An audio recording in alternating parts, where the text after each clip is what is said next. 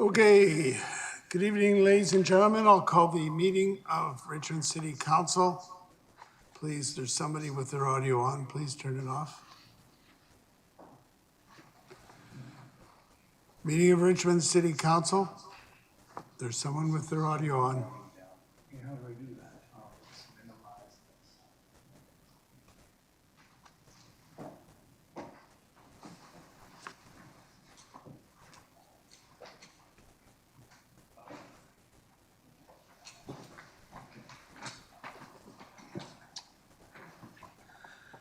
So the City Council meeting of October 11th, 2022. May I have a motion on the minutes? Moved and seconded. Any errors or omissions? All those in favor, opposed, carried. There's no agenda additions or deletions. So we'll start off with a presentation on the E3 Fleet Challenge Award presentation. Understand we've got Suzanne Bycraft and Daniel Ingram.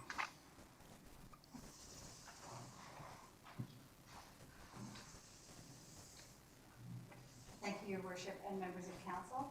I'm pleased to introduce Dan Ingram, who's a senior consultant with Fleet Challenge, representing the E3 Fleet program. He is here this evening to present an award for the city's fleet, and I don't want to steal his thunder, so I'll let him tell you about that, but I would like to acknowledge that this takes a lot of commitment from our staff in terms of continuous improvement with respect to all of the initiatives that they undertake to help keep our city's fleet green and continuously looking for opportunities to improve what we do. So with that, I'll introduce Mr. Ingram to present the award to you, Mr. Mayor. All right. Thank you. On behalf of Fleet Challenge, it's an honor to present the award to you, the E3 Platinum Award that you're receiving for the second time in consecutive years. And the entire team and city should be proud of the accomplishments and achievements that this represents. You know, it brings benefits both to the community and the environment. It's always a privilege to work with such a best-in-class fleet, and we look forward to the next stages of the city's initiatives and what that brings to the community. So thank you and congratulations. For the public, can you elaborate a little? Don't go into great detail, but just tell us a little about what went into this. Sure, yeah. So the E3 Fleet Review conducted by ourselves was a comprehensive review of both policy, procedures, initiatives, year-over-year improvements of both your greenhouse gas reductions and your fuel savings improvements. And the platinum level is the top level that you can achieve within the E3 Fleet program. And it was a near perfect score this year, and it was amazing to see some of the creative and innovative initiatives that you've come up with since the past review. Yeah, thank you. Suzanne, do I understand that we just recently received delivery of a couple of electric trucks? Yes, Your Worship. We did receive the city's first transits that are fully electric. So we have 2 of those vehicles that were just received last week and are about to be put into service. So it's these types of initiatives and the city's commitment to its Green Fleet Action Planning, including joining the E3 Fleet Challenge, which is to replace above 10% of our corporate fleet with electric vehicles. And those 2 transits are just an indication of how we're continuously looking for opportunities to green our fleet and do electric vehicles where possible. And I believe, Dan, you can confirm this, but the city of Richmond is the only city in Canada to have received this platinum rating, if I'm correct. That is correct, yes. Yes. Why didn't you say that again? Yes. Yes, the city is the only city in Canada, City of Richmond is the only city in Canada to have received this high of a rating of its fleet at platinum rating. We received this rating in 2016, and in order to keep that rating, we need to continuously be making improvements with how we manage our fleet, and we reapplied and we're again certified at the platinum level, which I don't know another city who's even come close, to be honest.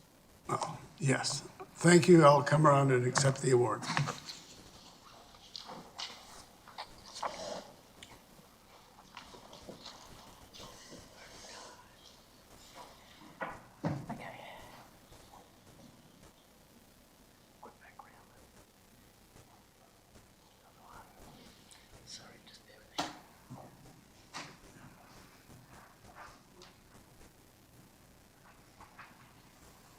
Congratulations again. Thank you.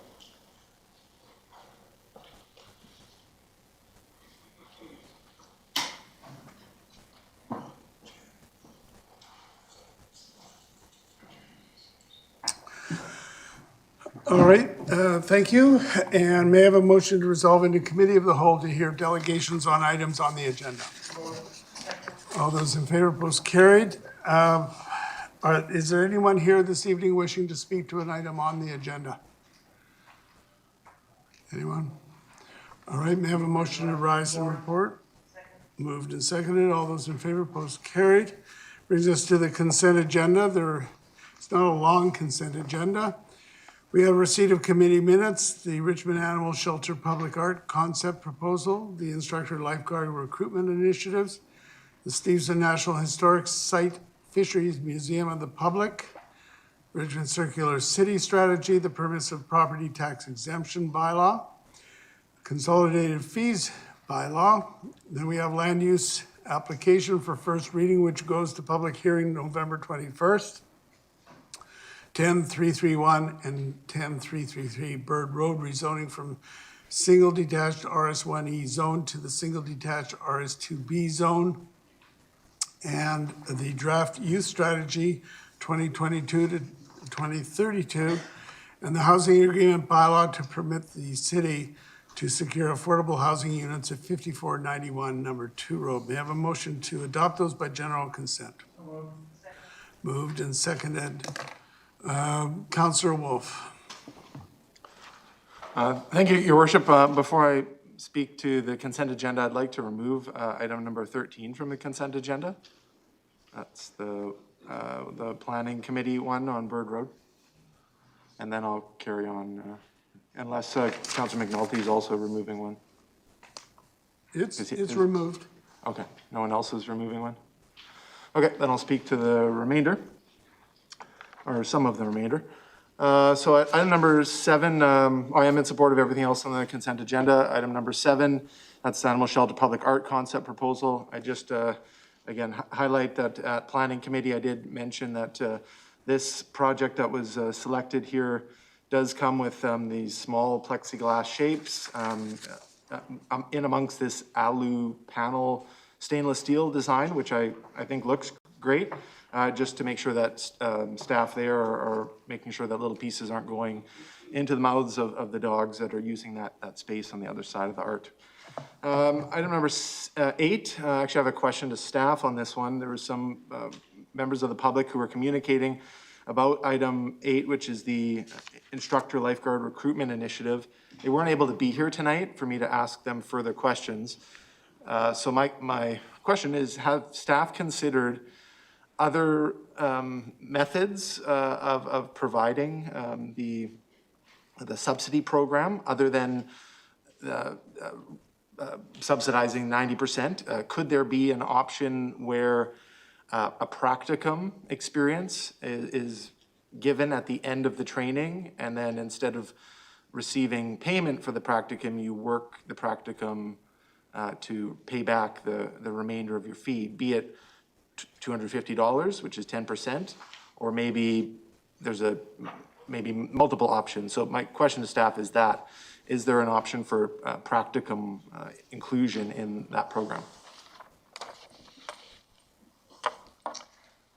Through your worship to Councillor Wool, this particular program is meant to be a pilot project. So we want to run it through the period of time, be able to get some feedback from the participants and how people are running through the program and from staff to see how it goes. And then we could look at modifications to the program after that period of time. Okay, Great. Thank you for that. Through your mayor, I don't have further questions on that one, but I might have another question on one more item. First, item number 9, I'll leave it to Councillor Steves, who's in the House, to speak to the Fisheries Museum of the Pacific, but I am in support of many aspects of it. I did speak at planning at length, including things such as the estuarium, the Scotch pond, the plant guide, which is a great medicinal and native plant guide that's included. And also the factoring in Terra Nova Slough project into this, even though it's on the north end of the west side of Richmond, I think it's worthy to be kind of all-encompassing in this mesh of projects. And then I'll leave it at that. The next one, item number 10, the Richmond Circular City Strategy. There was the one quote, a couple quotes that stood out to me. One is that the city's goal is to be 100% circularity by 2050, which is a very lofty goal, but we've received some awards tonight that kind of set the bar high. So this is within reach by 2050, we hope. It also highlights in the report that this includes the flow of resources, materials, nutrients, products, energy. And I think we do have a good approach to addressing all of those. At least council has made some motions and changes in regards to how we process those, so that's great. I also highlight in this strategy that there will be a material flow analysis study, which is about $175,000 project, and only 50% of it is coming from FCM. Yes, this is the other question I do now have.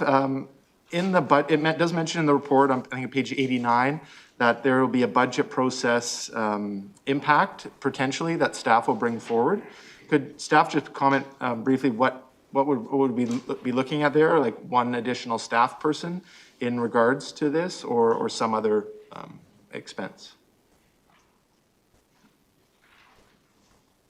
Through your worship to Councillor Wolf, there's intended to be no staff costing. This is project management costs. So the city's contributions would come from operating budget. Nothing further at this point. Okay, I would just do the chair to staff. I know that in times, the past few budgetary processes, there has been like a section at the end where we could consider adding positions or programming, and perhaps that staffing could be added in there if need be. And then finally, item 14, the last one I'll speak to. I missed it. Item number 14 is the draft youth strategy 2022-2032. I guess, sorry, I do have another question here. We just received, council received updates in the memo form related to the census for 2021. And in this report, it all mentions the 2016 census. So I know this is the draft strategy. Would staff be considering to put in the newest census data in the final version of the youth strategy?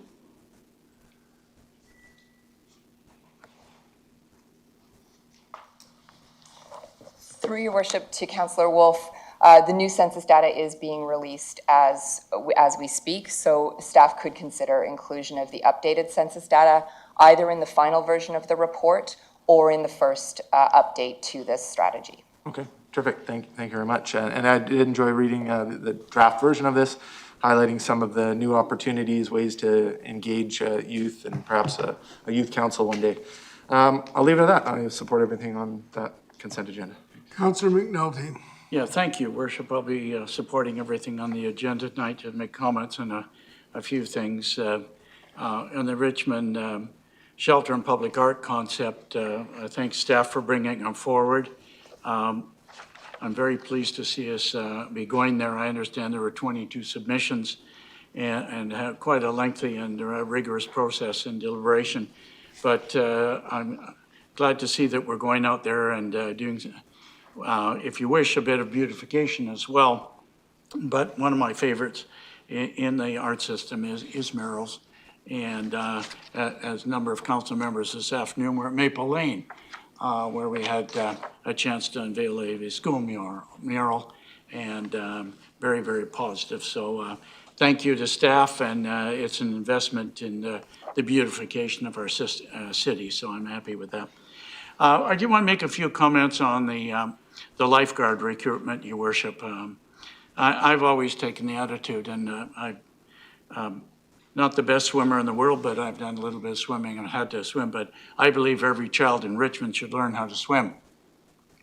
And to me, this is the most important investment in our community. I look at these people as, I think $33,000 is, and I call it an investment because I call these people first responders with the training and what they're doing. You may not look at it that way, even though it's a pilot project, but when I look at what they have to go through, and I don't think many people think, oh, they're just a lifeguard.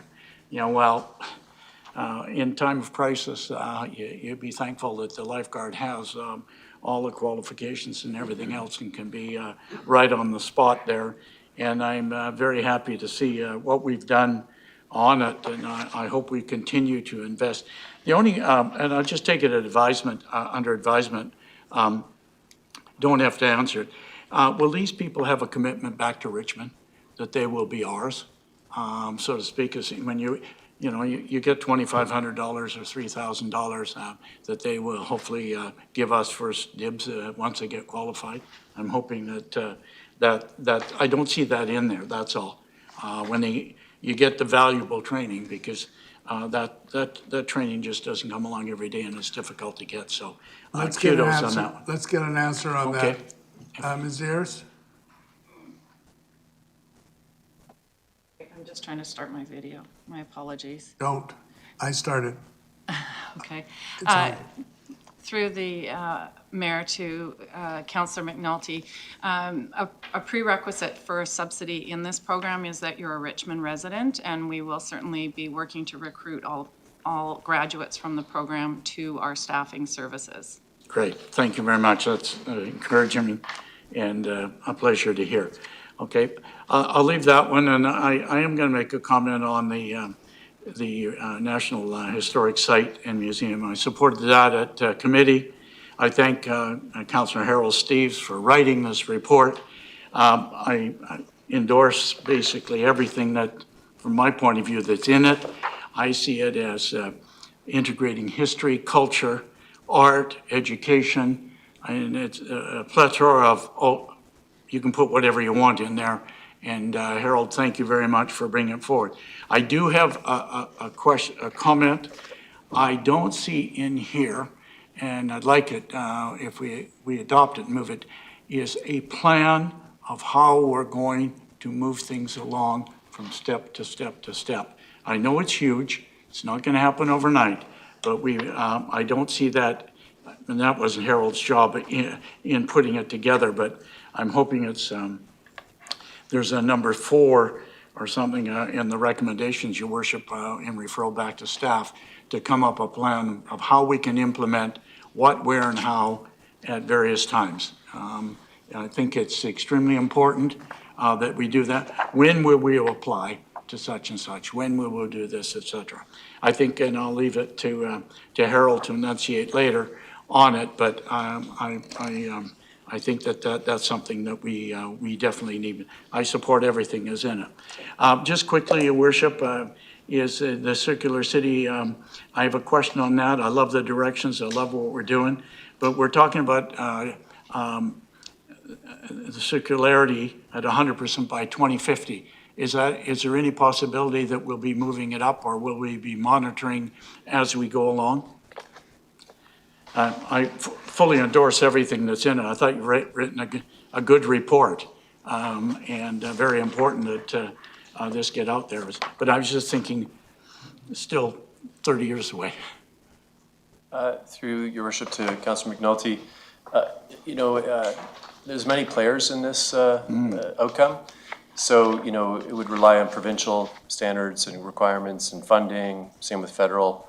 So, I think it is a reasonable aspirational target today, but, things could change in the future, and we will be monitoring that through updates to council. Okay, thank you. And just quickly on the draft use strategy, I remember when we had the first one, if you remember the gentleman, Mike Kirk, who used to work for the city. Harold will remember Mike Kirk, and others may. That was when we had the first youth strategy, and I remember that was, I think, my first or second term on council. To me, this is an investment. Again, very happy to see what we're doing. When we look at it, we have been talking to youth. Obviously, generations of youth have changed and change over a period of time. School teachers will know that.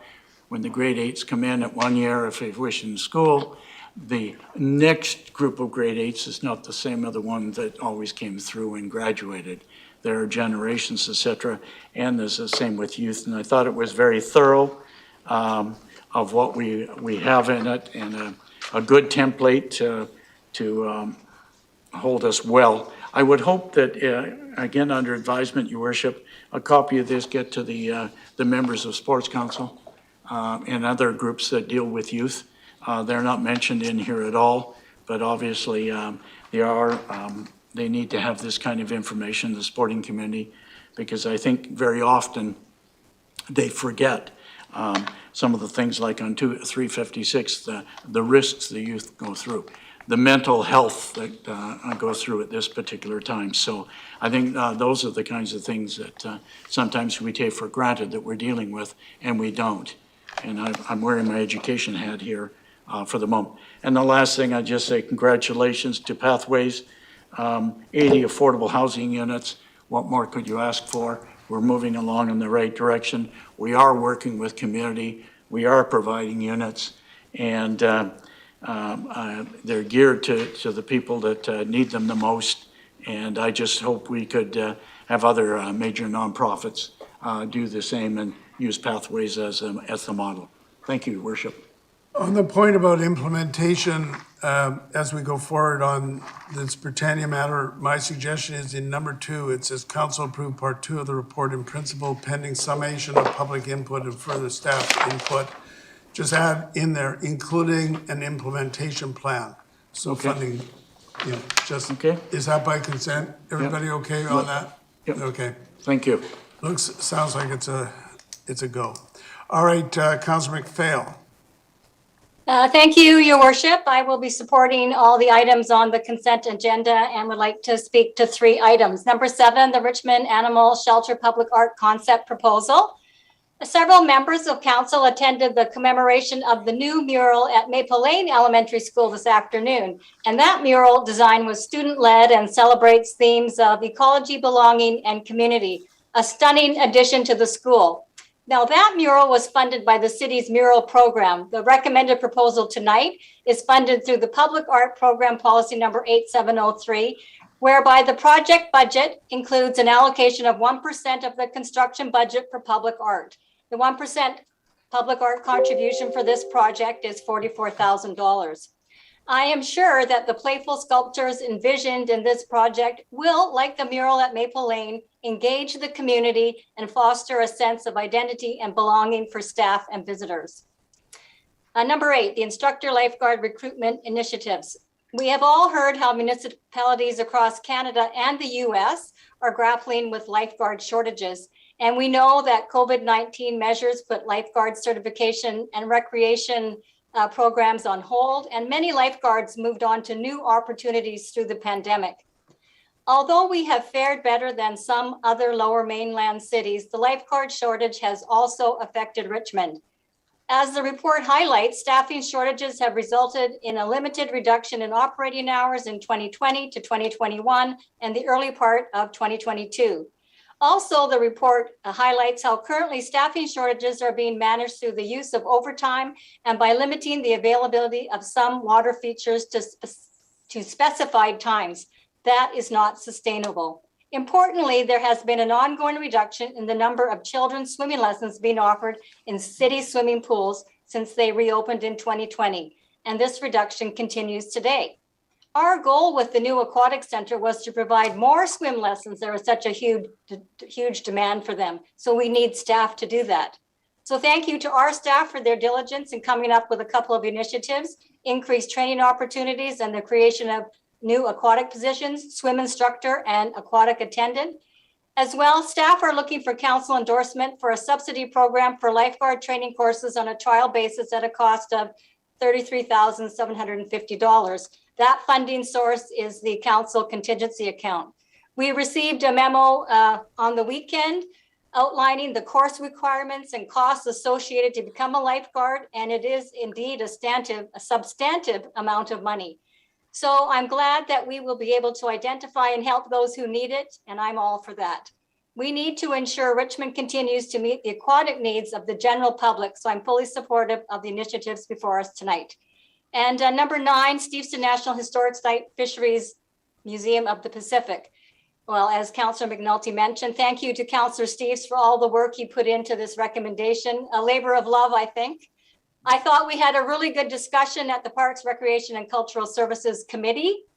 Number 2, the recommendation is to improve in principle, and I can support this. As has been mentioned, there are many great ideas, a plan for the future, if you will. And we will need more staff investigation as well as substantive public and stakeholder consultation and input. Priorities and funding strategies will also have to be identified. I do have one question through you, Your Worship, and I don't know if Councillor Steves or staff, but some members of the public have mentioned to me they're concerned with recommendation number 1. And I know we talked about it at committee that it's not a renaming, it's really, we're not losing the Britannia Heritage Shipyards, but so people are concerned that we are going to lose that history and heritage, the names of the buildings, say, for instance. So it's my understanding that is not the case, that indeed this can strengthen and build upon the work that's already been done. Would that be correct? Sir? If I could answer that, the answer is yes. Just a minute. Go ahead. Yeah, the answer is yes. I'm hoping that we'd actually be able to include the Gulf of Georgia Cannery in that as well. So all the buildings on the waterfront would come under that umbrella. We'd have 2 National Historic Sites making up the Fisheries Museum of the Pacific. But they're not going to lose their individual names or anything like that. It'll still be the Phoenix, the Chinese bunkhouse, all that kind of thing. Just a more umbrella global naming. Great. Thanks so much. That's it for me, Your Worship. Okay, Councillor Steves. Yeah, well, thank you very much. I'm going to start with a different topic than the waterfront. Everybody's wondering what I'm going to do when I retire, and I've got 2 reports in this agenda tonight is exactly what I'm going to do, and one of them is the circular economy, and page 87 is one of the things I'm going to be doing. And I want to start by commenting this document on the circular economy, in my opinion, is unique in the region. We're just starting on this stuff now with Metro Vancouver. Mayor Brody started it with a Zero Waste Committee, and they set up a National Zero Waste Committee. And before he started that committee, I don't think anybody had even heard of a circular economy.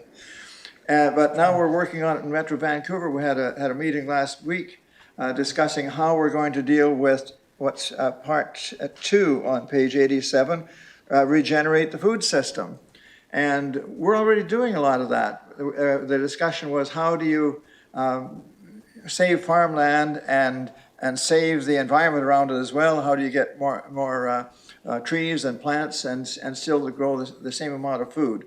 We're already doing it with the Garden City lands. We've treed the outside of the Garden City lands where they didn't have trees for 100 years.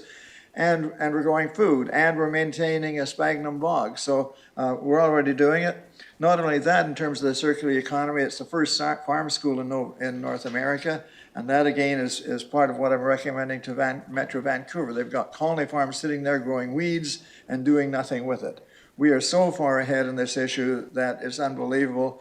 And I'm intending to carry on with that, both with City Council here and with Metro Vancouver, and my own experiments. One of the things it says here is shorten the food chain from farm to fork. Well, we've done that with our beef cattle. We're doing it with seeds. You just come to the farm and get it. But and increase local food production, reduce food waste, which is what the Zero Waste Committee's been doing. And by the way, I took Mayor Brody's place on the Zero Waste Committee, so that's why I know so much about it. And reduce the need for chemical fertilizers. And I just wanted to mention that the climate has changed, and you've seen all these flooded farms, you've seen the wildfires and everything else. But if you take advantage of the climate, we grew cantaloupe this year, and in 6 cantaloupe plants, I got about 150 cantaloupe, which is unbelievable. It's Mexico North if you look after the climate right and have enough water. Anyway, that's my comment there. There's a great report from staff. We've come a long way. We were the first city in BC, if not all of in Canada, 30 or 40 years ago, to hire 1 environmental officer. And the team we've got now is doing fantastic work, and this report is fantastic. Okay, and I'm really happy to be able to retire and say Richmond is in good hands. The next one I want to talk about, of course, is the Steveston National Historic Site, and I've already more or less answered the main question. I've gone back east to Mystic, Connecticut. I've gone to Lunenburg and other places, and it struck me that we needed something that was a draw that showed we're totally unique. There's lots of historic sites, national historic sites. The only one I know of that is famous under its own name is Fort Langley. It's a National Historic Site, and everybody knows it as Fort Langley. Lunenburg, Nova Scotia, National Historic Site, and a World Historic Site is known as the Fisheries Museum of the Atlantic. So I thought we could put that on our entire waterfront, include everything in it, but we'd have our individual national historic sites making up with it. And part of the report, going over it, staff had recommended in the last report we got from staff about interpretive displays of the ethnic groups, the Chinese, the Japanese, the First Nations, and the Caucasians that were in about equal numbers that made up the community in the 1890s and 1900s. And if we can work that into the main building, the Gilnet Loft, when it's restored, I think that would be the one that would put all the national sites, historic sites together in one package. I think it's one that would draw attention from federal, provincial governments for funding for Chinese, Japanese, and First Nations displays and that kind of work. And I would hope that they would actually come through with a fair amount of the funding to finish off the buildings, the First Nations smokehouse and the so-called duplex, as well as the main Phoenix Gilnet Loft. And that's the reason I brought this forward. I didn't want it to wait till November and then be dragging on further. We need to go for that funding now. And by adopting this tonight, I think we've got enough here that we can say, yes, Victoria, yes, Ottawa, we need the funding under all these new programs we've got. We need it now. So that's what I got to say. I'm going to probably be involved with the Britannia Shipyard Society as well as planting my cantaloupe. So that's the two things on the agenda, the two things I'm going to be doing. Okay. Thank you. Councillor Hobbs. Thank you, and through the chair, I too will be supporting the consent agenda. Just comment on three things, and actually the comments have all really been made already, but with the animal shelter and the public art, that was an exciting report to read, actually. I'm a big supporter of public art. I like it. The laser cut stainless steel sounds interesting. The whimsical animals sound like they'd be very cute for everybody. And I think that's very good. The thing that I do want to just point out, and it's been mentioned, is just the thoroughness of the process. That was impressive. The process is actually longer than the report. And there were 22 submissions, as Councillor McNulty mentioned. And I just think that the public should rest assured that when these things go forward, that there's a very thorough, diligent process that is undertaken. The second item I'll comment on is the Lifeguard recruitment initiatives. And Councillor McPhail did an excellent job outlining it all, so I don't need to repeat any of that because I agreed with everything she said. I'll just talk to parents, if you're listening, or the public. Lifeguarding, and Councillor McNulty is right, it is a first responder. The young people that take those courses learn life skills, and they work with a great peer group. They're well paid. They have had a great time. All three of my kids did it, so I can testify to that. And I'll also say through my career and actually through Richmond, I know that some of their actions have been downright heroic. So they are first responders, they have saved lives, and they react very well and very professionally in some very trying and difficult circumstances. So if you're a parent looking to instill certain values and training and skills in your children, I would look into it. So this report, and the pilot that's laid out in it, in an attempt to both recruit additional lifeguards, which are needed, and also make it more accessible to a greater number of people, I think is outstanding. And I believe Councillor Hu brought this up a while ago. So I think it's a good one, and of course I'll support that. With the National Historic Site and the Fisheries Museum of the Pacific, I did miss the last Parks meeting. And I'm not on Parks, but it's too bad I missed that, because reading the report, there's just a ton of information there and a lot of good recommendations, you know, to do with shipwright, getting volunteers re-engaged again in shipbuilding activities, different revenue sources, you know, restaurant, some great information about East Hope Engines. I had no idea that it only closed in 1987. I thought it would have been like 1967 or something. But I have no difficulty approving it as it's laid out. I did have a couple questions of staff, but I think the first one, Your Worship, and you may tell me it has been answered. I did have a question just about the public consultation process and the timeline of that and how that's going to happen and what that would look like. But I think you just kind of gave direction about that, correct? Well, part of what's coming back is the implementation plan. Okay. So what's going to happen in various stages. But how long that's going to take, you'd have to ask staff if that's of interest. Well, maybe that's not a fair question right now, so I'll just skip over that. And then the last question I had was just about the estuarium, or, I like to call it environmental research center. When I think of that, I think it'd be great to have something world-class where people came to be educated and trained, involved with ecotourism, involved with the estuary and different parts of the river. And I know I've even talked to Councillor Steves about this in the past. So I'm just curious, maybe this is a question for staff. Is there any, scientific basis for or advantage in having it, in the Scotch Pond area versus right on the river in the Britannia area? Because I have to say my inclination is, towards Scotch Pond, but that's just my personal inclination based on Hunter's Trail and different things and access to the estuary and kayaking and things like that. So that is a question of staff, and I don't know if they can answer that right now, but I am wondering if there's any advantage, or maybe Councillor Steves knows if there's an advantage to one location or the other for that type of facility. Wouldn't that be part of the study that's going to be done? So I Okay. think, hold that thought, and we'll get more on it in due course. Okay, then that's it for me. Thank you. Okay, Councillor Howe. I think tonight's agenda could be set as Harold Steve's agenda, because some of the major items actually can be contributed to Harold. So I want to comment on item number 9, 10, and number 14.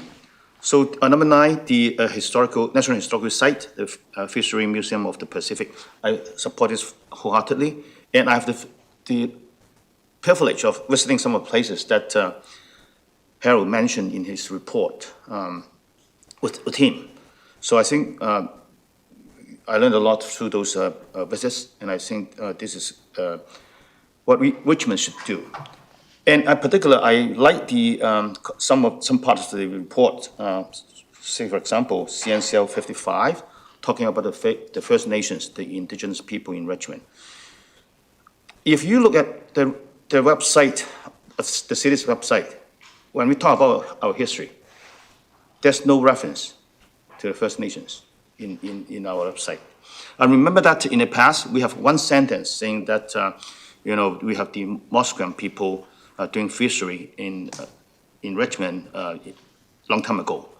But I don't know since when that was being dropped. So when you look at the website right now, we don't have anything in our history talking about the First Nations people. So I'm happy to see that this is coming back, and I hope that this will be a big part of our Fishery Museum of the Pacific. And I have a question to staff. I don't know whether or not I support everything in the recommendation. I don't know if we can have an annual update of the progress about part 2. Now, Harold mentioned that he has been waiting for 10 years until, finally there's a report. And I don't want to wait for another 10 years or wait until my time of retirement that we can really see the progress of this initiative. So I don't know if we can ask staff to have an annual update on part 2 of the recommendation, so that we can monitor the progress instead of, asking for a report, recommendation, and then we don't know when it will come back. So I don't know if, Harold, you think this is a good idea that ask for any update, or would it be an amendment to your recommendation? Aren't we going to get kind of a game plan and further study that can then insert that idea into there? Okay, I'm open to that. Yeah, that's why I said. But what I want to see is that, not wait for another 10 years for any progress being made. And for the circular economy report strategy, item number 10, again, I think I'm happy that Richmond is a leader in this respect. And we have done a lot, and we also have set the bar high. But looking back, I think it all began with the Metro Vancouver Zero Waste Conference in 2018. And in that year, the theme of the zero waste economy was on circular economy. So since then, I think after attending the conference, we brought back the ideas, and the first thing we asked staff to do was review our procurement policy and build in the get into the system that, circular economy or the principles of circular economy should be one guideline for us to obtain services or purchase. And then, moving forward, now we have this report on the Richmond Circular City Strategy. So I think this is a big step forward, and I also hope that, we can move forward in a progressive manner. And finally, I want to ask a few questions on the draft youth strategy 2022 to 2032, a very great report. However, I think if you look deeper into some of the data, we should have further exploration into what we have to do for the youth or with the youth. First thing I want to point out that CNCL 318 staff used two reports, the BC Adolescent Health Survey, saying that basically our youth have a good feeling about life, and also about their lives going well, and also refer to another report, Youth Strategy Engagement Survey, saying that 70% of the youth felt connected to their community, school, and neighborhood. However, if we look at another part of the report, which is CNCL 351, it refers to another report, Human Early Learning Partnership. Now, this is a survey about these students, grade 5 and grade 8 students in the province, and comparing Richmond to the other districts. On this page, staff refer to the result of the survey on grade 8 students. And if you look at the comparison between Richmond and the rest of the province, I think we are not looking that great. If you compare the percentage of students feeling that they have a high well-being, only 80% of Richmond students say that they feel high with their well-being, whereas the rest of the province is 25. So there's a 7-point difference, and I think this is a huge difference. And not included in this report is the result of grade 5 students. Same thing, our grade 5 students are not doing as good as the provincial average. There is also a 7-point difference between the students in Richmond and the students in the rest of the province in feeling well. And if we further look at the impact of the pandemic, which is in CNCL 359, 74% of the students reported that they have been negatively impacted mentally or emotionally by the pandemic. So I think these are figures that we have to explore further. Why is it that, number one, on one hand, some reports, some information said that we're doing this young people in the city are feeling well, but there are some other reports saying that we are not that well, and we are also comparatively not as well as the rest of the province. So I think we have to look deeper into those figures, and I hope that during the consultation, we can collect more information and staff can do more analysis on it. And the other figure I think is alarming is that on CNCL 358 about criminal activities. Now, there's an increase of criminal activities or criminal offense by youth from 37 to 56 between 2015 and 2019. Now, the number is still low. However, the percentage is high. So again, I think this is something that we have to look further into. And I also feel that perhaps one thing is missing in this report is about youth employment. Because we are talking about young people from 13 to 24. So for some of these young people, we're talking about their employment. Now, what I often hear from parents are saying that once the kids graduate from college, they either go south or go east because they could not find good jobs in Richmond. Again, I hope that in the consultation process, we can look further into youth employment, how we can help our young people to stay in Richmond by having good jobs. And perhaps, we should explore the possibility of starting some entrepreneurship programs for young people, helping them to start their career by doing something that they like, or, using some of their talents so that, they can really stay in Richmond and develop further in their career. So those are some of my comments about the strategy.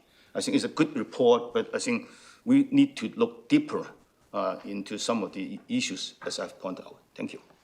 Councillor Liu.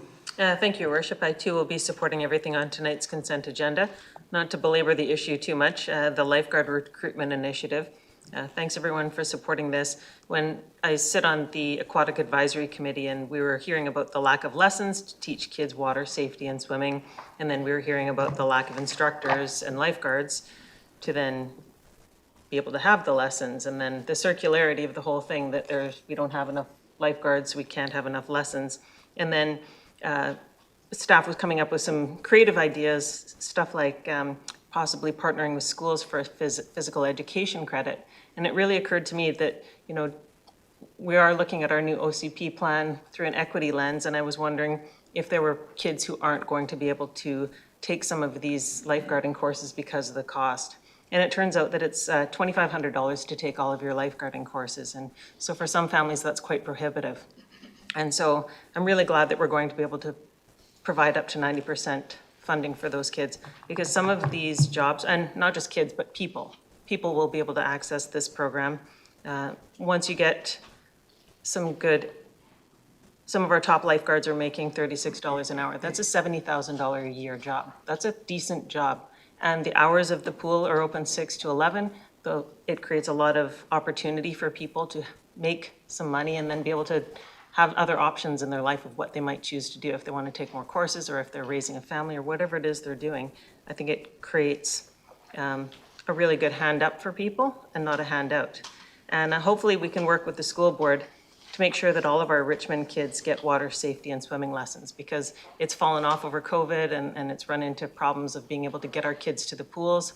And I think all kids deserve and need to know how to swim. They need water safety. Just as council supported the idea and the program that we're giving all kids biking lessons, we're teaching all kids how to bike, and that was a council initiative, and I'm really glad that we're doing that. Our kids also need to learn how to swim. They need to know that, and I'm really excited about this. Number 9, the Steveston National Historic Site. Thanks again to Councillor Steves for your comprehensive report that really shows your vision of what this can be and shares that with us and helps us move this project forward. As Councillor Au said, the Circular City Strategy, a whole bunch of us were at that conference some years ago, and we really got a deeper dive into the concept of what a circular city or what a circular economy looked like, what that was going to entail, and what it could mean in terms of using less materials, maximizing our material and energy efficiency, and what that could look like in a community. And so I think we're all excited about that, and we're excited to see where this comes. And finally, the last thing I want to talk about, and just ask a clarification with staff, is the permissive property tax exemption. Now, if you dive a little bit deeper into this, it specifies which portions of the religious properties are tax exempt. So the entire property is not tax exempt, if I'm correct on this. Right. Okay, and so it relates to the church portion of the land and building that actually people go to church in. So this represents $546,000 in church tax exemption. So supporting the churches and religious institutions to bring people together to do the work that they're doing, but then they're still paying tax on the rest of the property that isn't specifically doing that. Then we have $131,000 of exempted non-city owned properties. So for example, things like homes for developmentally delayed people, those aren't being taxed by the city. We're supporting those programs so people can live in our community and afford to stay here and be in our community. And so these are good programs.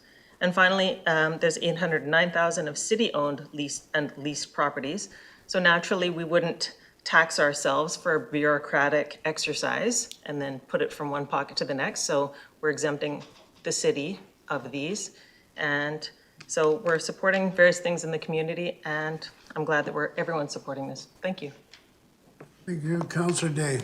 Yeah, I've got a lot of notes, but I'm not going to go into them because they pretty much has already been said by everybody else. So I want to go straight to number 9, my favorite item on the agenda, which is of course renaming of the National Historic Site Fisheries Museum of the Pacific. I think this is a brilliant idea because there's already an identity on the other side of Canada, and it kind of creates a bookend for Canada.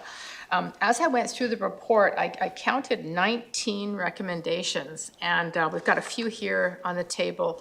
And it seems to me that this 40-page report is best managed, or I'm not going to say managed, guided by the person who wrote it. And so I wonder if it'd be possible to have Councillor Steves in retirement be a consultant on this, because there's just so much here. We always hire consultants, so why not hire someone who knows this issue more than anything else? So I'm not sure if that would be part of the staff report coming back. I think that would be something we would deal with in a closed session.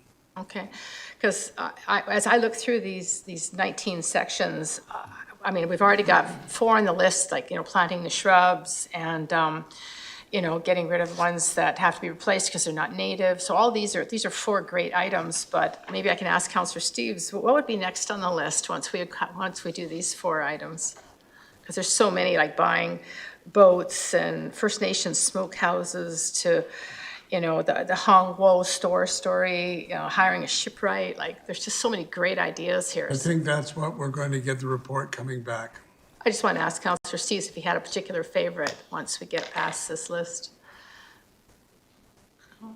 Earl, do you have a favorite? I didn't hear what you said. Sir, is there, of all the recommendations that's in the report, is there a favorite item that you'd really like to see us get onto right away?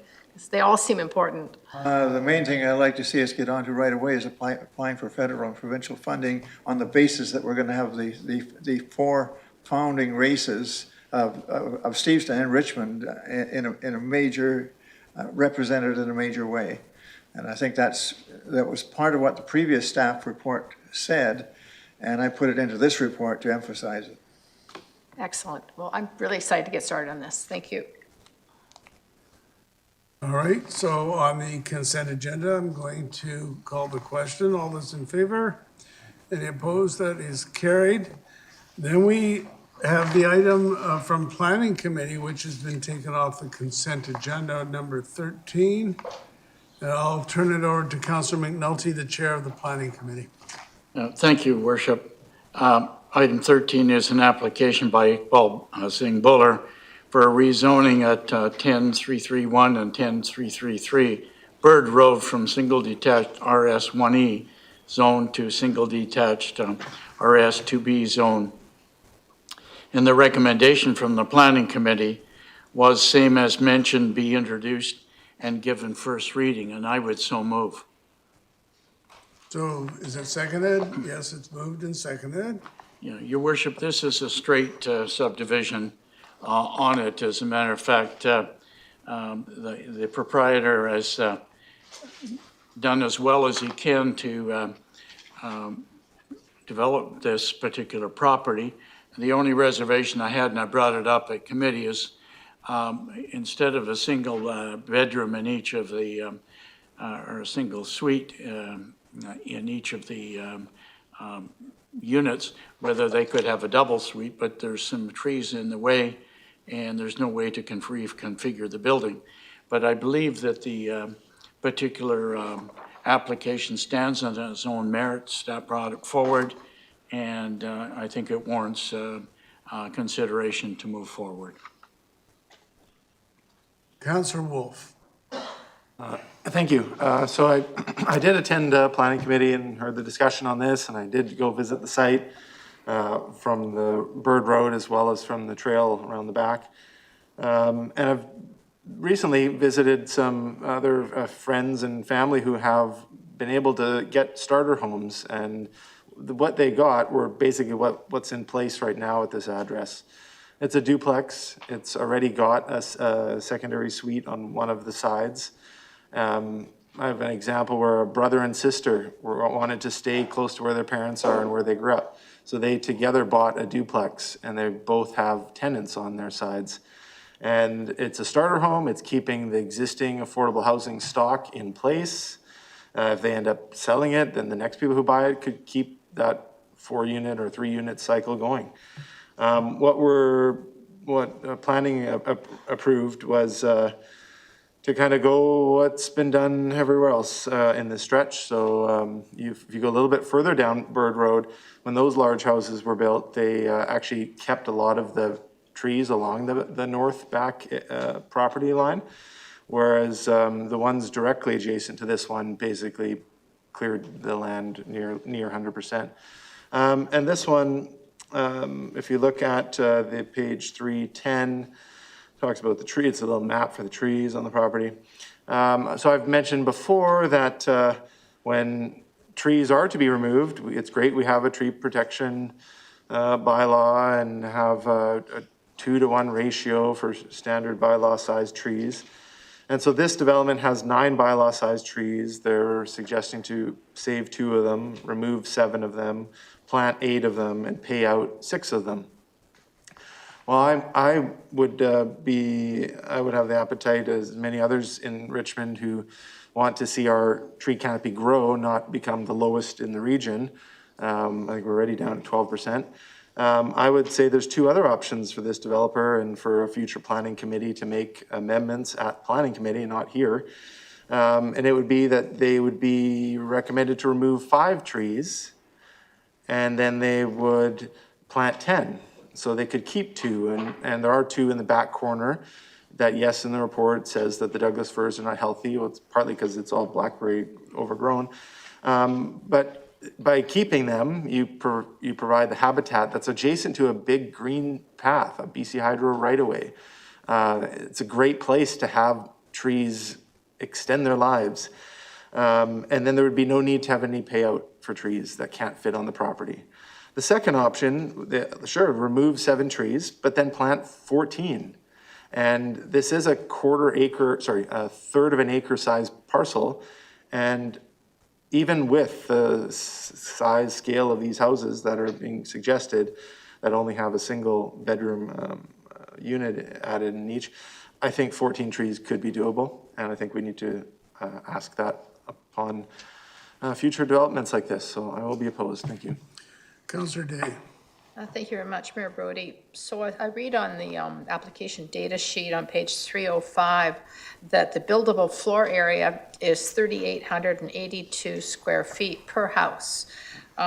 That's pretty big. Is there any way that we could squeeze a more family-friendly suite in each one of them of 2 bedrooms instead of the really small one that's proposed?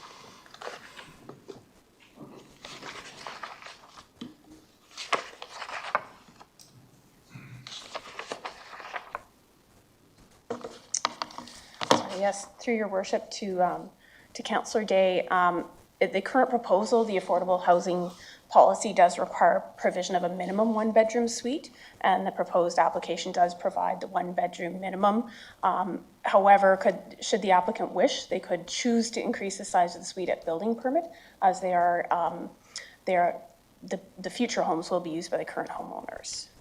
What is the maximum size a secondary suite can be in a house, according to provincial guidelines? Current guidelines, sorry, let me just. They increased it, right? It was increased. I know it was approximately 1,000 square feet. It was of a larger size. It would be up to the applicant whether they chose to increase it or not. Looks like James Cooper wants to weigh in. Yeah. Mr. Cooper? Yes, through your worship, under the provincial statutes, there really is no maximum size. It could be 50% of the size of the main dwelling unit. However, in our Richmond zoning bylaws is limited to 40% of the maximum size of the dwelling unit. Yeah, I think we're doing so many of these. I wonder if we shouldn't require, 2-bedroom suites. I mean, I realize we don't have it in the bylaws right now, but I think it's something we should strongly consider. Yeah, but I'd be happy, I'm not sure, I think we've made a motion on this once before. Maybe staff can correct me about requiring, sorry, James. Through your worship, to Councillor Day, that's exactly right. It was actually your referral motion, and we did set it to a larger number upon your request.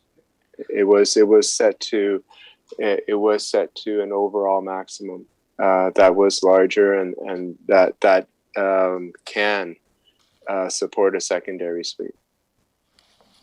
But that's dependent upon the overall size of the house or the dwelling unit that's possible. Right. It just seems like a lost opportunity to not go for that. Okay, thank you. All right. With that, I'm going to call the question. All those in favor? Those opposed? It is carried with Councillor Wolf opposed. Then we have the other item taken off the consent agenda. There's an award of a contract for supply and delivery of office supplies. And the recommendation is that contract number 8041P for office supplies be awarded to two contractors, aggregate contract value of $1.320 million, 3-year term, and it would go to Corporate Express Canada operating as Staples. And then the usual boilerplate after that staff be able to sign the contract and staff be authorized to extend both contracts for the final 2 years of the 5-year contracts and et cetera. So the rest of it is boilerplate. So I would so move. Second. Moved and seconded. All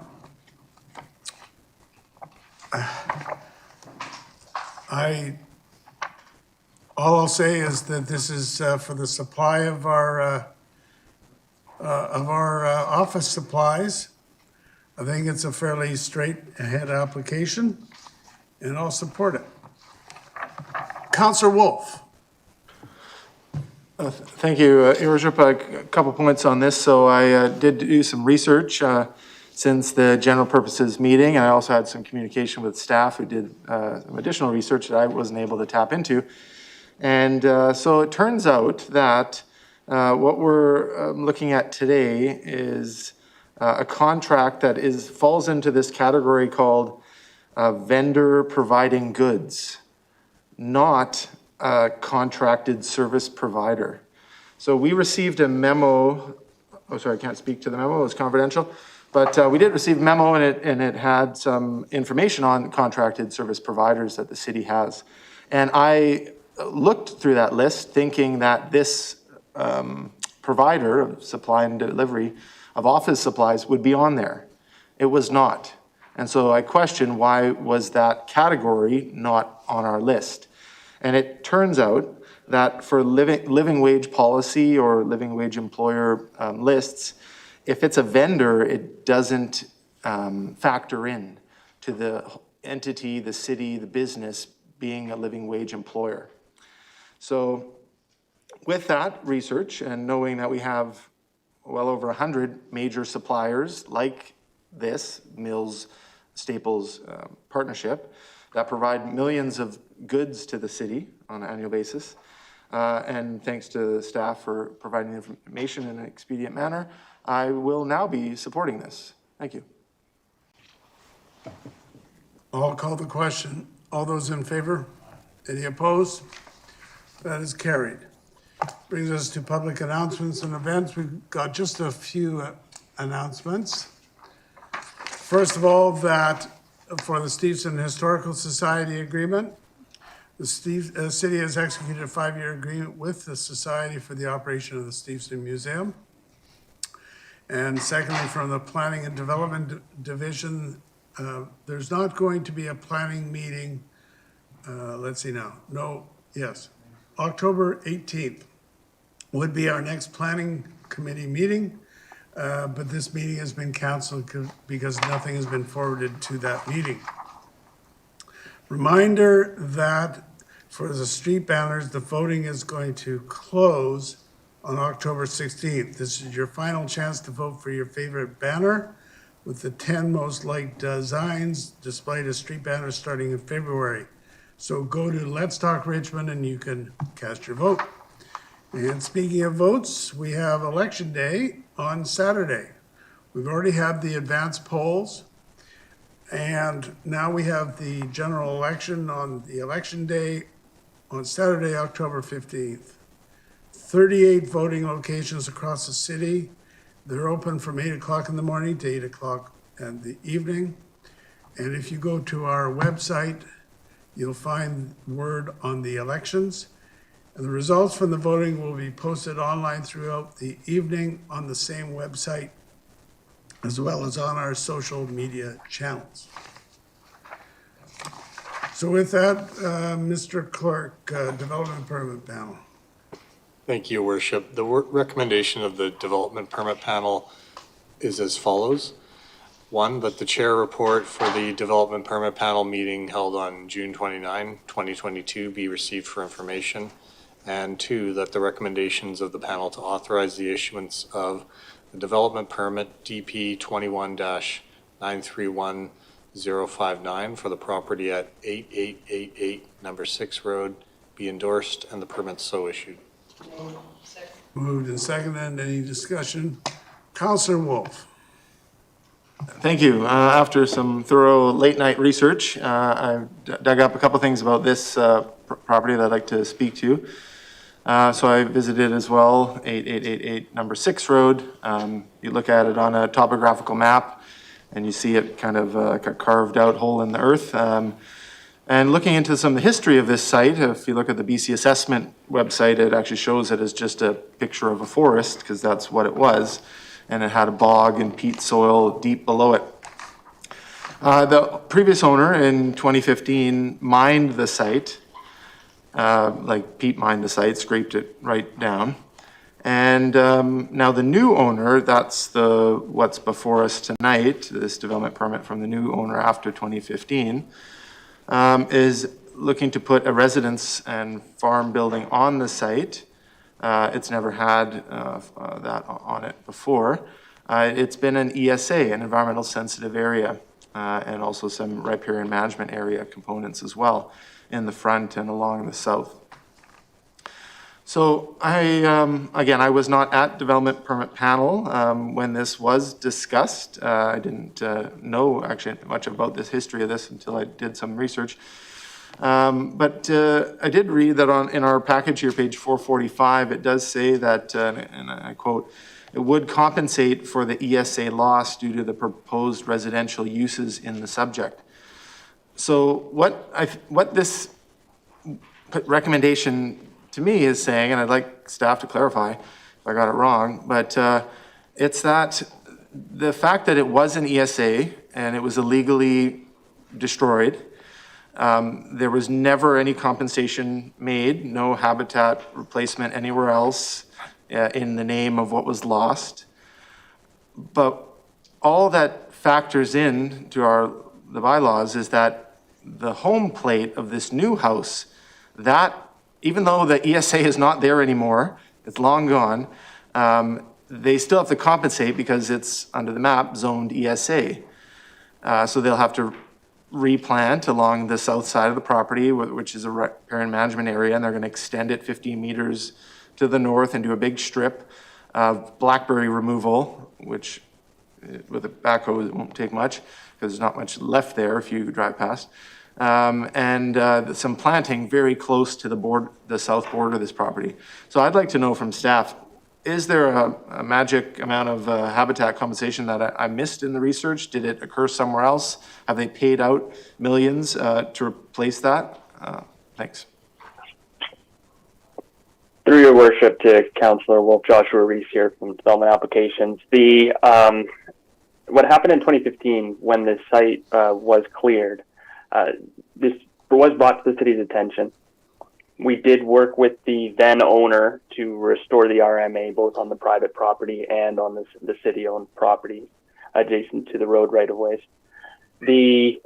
Ultimately, the property was then sold, brought to this new owner who purchased the property. The resulting amount of compensation that is being considered through this ESA development application results in about a 2.8 to 1 ratio. And that is based on the size of the farm home plate being about 1,000 square meters. Now, the rest of the property is not subject to an ESA DP on the basis that the applicant has demonstrated that he has what is called beginning farm status or developing farm status under the BC Assessment Act, and has submitted a farm plan to the city's satisfaction, indicating that they intend to farm the rest of the site. Farm activities are not subject to our ESA policies as a result of right to farm legislation. I hope that helps clarify. Then I just have the one follow-up on it then is, if I may, through your worship, is it's clear then that an owner can do the damage, sell to someone new, they can have a farm plan, and all of that other ESA that's not in the proposed farm plate is just wiped clean. There's no compensation method whatsoever for that. That's how I'm reading this item. And if that's the case, then I'm opposed to number 2, which is the recommendation from the panel to authorize this issuance.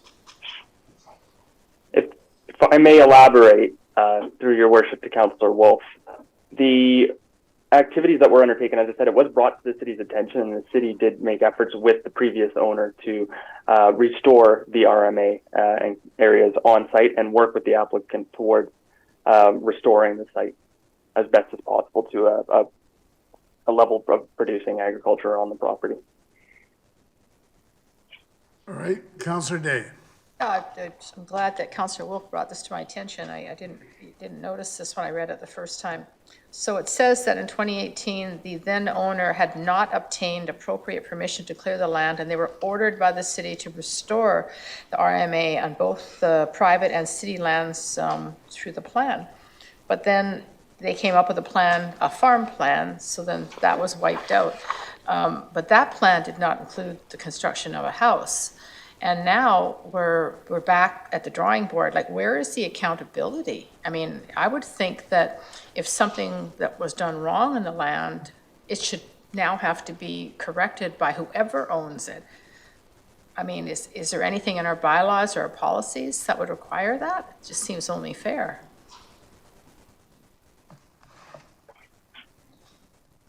Through your worship to Councillor Day, if I may clarify, when the site was cleared, that was not subject to a farm plan at that time. The city had not received any documentation to indicate that the then owner back in 2015 had intended to clear the site for the purposes of farming the property. When the clearing was brought to our attention, that is when we took action to work with the applicant or the owner to restore the site. That was done by, as I said, a previous owner. The current owner of the property, Mr. Dang, did apply for compensation, for an ESA application for the residence portion of the property only, and fully intending to farm the rest of the property. What are the repercussions if he doesn't? The city is holding a bond on the farm home plan to ensure its implementation. As well as we are holding $47,000 as part of a landscape security to ensure the planting and replanting of the RMA areas on site, including a 5-year monitoring and inspection process. So how much is the total that we're holding? The total is $47,000. So for $47,000, they have a 5-acre parcel that if they don't put in a farm, then that's it. That's as far as the city goes. That is what was secured through the development permit application. I think we should take another look at this one. This one doesn't feel right to me. It feels like they're buying their way out of the problem. With $47,000, they now have a 5-acre building lot. And I'm very concerned that if one owner, without any permission, clears land and then is ordered to fix it and doesn't, that as soon as they sell it to somebody else, then all those repercussions go away. I'd like to move that we refer this back and take a closer look at it. All right, so referral is on the floor, moved and seconded. Anyone wanting to speak to referral? I'm going to call the question. Those in favor? Those opposed? All right, so all are opposed except Councillors Day and Wolf. So that is defeated. And so I'm going to call the question on the main motion. All those in favor? Any opposed? It's carried with Councillors Day and Wolf opposed. All right, so that brings us to the delegation. We have may I have a motion to resolve in the committee of the whole to hear delegations on non-agenda items. All those in favor, opposed, carried. And so we have Tariq Tayyab, who is with us virtually. Are you there, Mr. Tayyab? Yes, I'm here. Can you turn on your video, please? Yes. All right, sir, I'll ask you to introduce yourself, and you've got 5 minutes. Yes, my name is Tariq Tayyab, and I'm with the BC Muslim Association. It's a 60-year-old organization representing approximately 100,000 Sunni Muslims in India. And we have about 19 mosques across the province, including Richmond Al Jamia Mosque on Blundell Road. And so part of this motion we're proposing is to commemorate Muslim holidays. And similar to Christmas, Easter, Baisakhi, Yom Kippur, Passover, Muslim holidays like the month of Ramadan, Eid al-Fitr, which is the end of Ramadan, which is like in equivalency for the Muslim community like Christmas, and then Eid al-Adha, which is at the end of the month of Hajj, the main pilgrimage for Muslims annually. So these are items that we wanted to have presented before the mayor and council to have consideration for passing this motion. So the community of Richmond is an important and sizable minority as an essential part of the Richmond community, yet does not have holidays and celebrations recognized yet by the city of Richmond. The global Muslim community, estimated to be about 1.8 billion, recognizes 3 pivotal celebrations that are celebrated by Muslims in over 100 countries around the world: the month of Ramadan, Eid al-Fitr, and Eid al-Adha. The 9th month of the Islamic lunar calendar is the month of Ramadan, a sacred month to Muslims in Vancouver, the Lower Mainland, and across the globe. The month of Ramadan and the surrounding practices are incredibly important to Muslims who engage in daily fasting from sunrise to sunset during the month as one of the 5 pillars of the Muslim faith. The purpose of the month of Ramadan for Muslims is to engage in a month of spiritual reflection, self-discipline, and cultivate empathy for the less fortunate and build community. The month of Ramadan connects the Muslim community to other major Abrahamic faiths, as it is believed by Muslims that all holy texts, including the Torah and the Gospels, were revealed during the month of Ramadan. Richmond is proud of its diverse community, representing many different traditions and faiths, which is connected to the spirit of Ramadan. On April 1, 2022, the Prime Minister of Canada released a statement acknowledging Ramadan as both a special time to reflect on values of peace, compassion, and generosity, and an opportunity to recognize the many contributions that Muslim Canadians make and have made to the country. As of July 2022, the City of Vancouver adopted a resolution to recognize and commemorate Muslim holidays, setting a strong example for other cities, including Richmond. Last week, also the City of Burnaby passed this motion as well. While other neighboring cities recognize Muslim holidays and celebrations, Richmond should not be left behind, nor let its Muslim and marginalized communities feel left behind. The 2 other The 2 days following the month of Ramadan are a traditional holiday for the Muslim community called Eid al-Fitr, celebrated globally. The 10th day of the 12th month of the Islamic calendar marks the beginning of Eid al-Adha, another incredibly important celebration for the global Muslim community that celebrates the story of the Abrahamic prophets Abraham and Ishmael. Eid al-Adha also connects Muslims to the other Abrahamic. That is the celebration of a biblical story. Hate crimes against Muslims continue to increase yearly, with Islamophobia being a greater problem as time goes by. When the Muslim community faces increasing Islamophobia, recognition of the Muslim community and its celebrations by the city will be a strong show of support towards it. The recognition of festivals connecting the Muslim community with other faiths represented in Richmond is a powerful opportunity to bring the Richmond community together in dialogue. Canada as a whole recognizes countless days rooted in the dominant Christian tradition, as well as Christmas, Easter, Sundays, weekends. Marginalized groups will see only a handful of their days commemorated. Recognize one marginalized group's commemorations is a win for all marginalized groups that elevates all marginalized peoples and shows respect for them. And seeing Muslim celebrations recognized may inspire other groups to pursue having their commemorations recognized and continues to establish precedents for marginalized groups being acknowledged by the city. Thank you, everyone. And we really appreciate you considering this motion for our community. This is also supported by the Shia community, Azara Mosque on number 5 Road, as well as the Ismaili community throughout British Columbia. All right, thank you. I suggest that this matter be referred to staff for more analysis. Second. Moved and seconded. Councillor Wolf. Thank you. My question, thank you, your presentation and submitting the information in advance, track. My question is, when you, or I assume you were at the Burnaby Council meeting when this was brought forward and supported. Right. Was it in the same style that you just did there, where it was a non-agenda item, you presented it, and then the council made the motion? So it was similar in style. It was forwarded. The first motion was by Councillor Alison Gu, and then the second seconded by Pietro Calendino. So this was shared around with the Burnaby City Council and Mayor, I think 2 months before. And then we were slotted in last week and it was passed unanimously. And a few months before was the City of Vancouver, which passed unanimously as well. Yes, thank you. Just to follow up, I did read about the Vancouver method, but I didn't know about the Burnaby one. And I was ready to make the motion for all 4 of these points tonight, but the mayor beat me to it and has now referred this, so. Well, we haven't voted on that. Councillor Steves.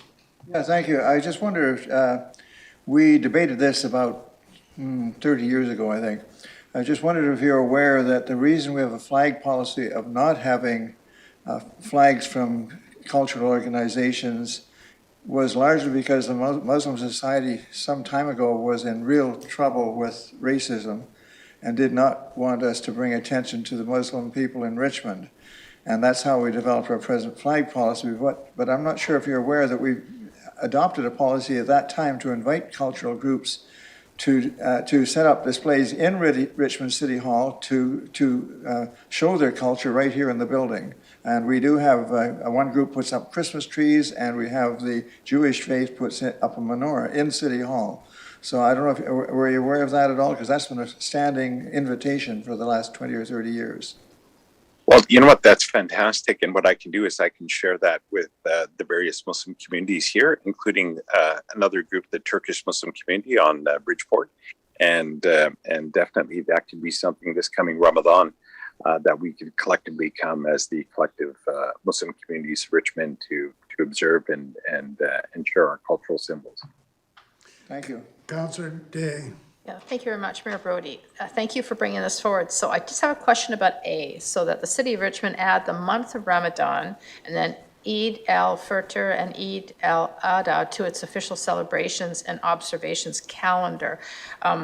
Like, we have like Chinese New Year in the city, but it's not really an official city thing. It's just done throughout the city. Like, and we have a lot of events that happen in various groups, but we don't necessarily have official celebrations. So if that was not on the list, could you live with that?